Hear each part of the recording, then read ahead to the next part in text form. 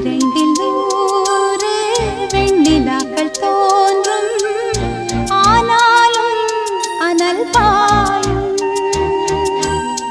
நாடி எங்கும் ஏதோ நாத வெள்ளம் ஓடும், ஆனாலும் என்னதாகும். மீசை நிற்கும் வண்ணம் தீ வளர்த்ததென்ன, தூபம் போடும் நேரம் தூண்டிலிட்டதென்ன.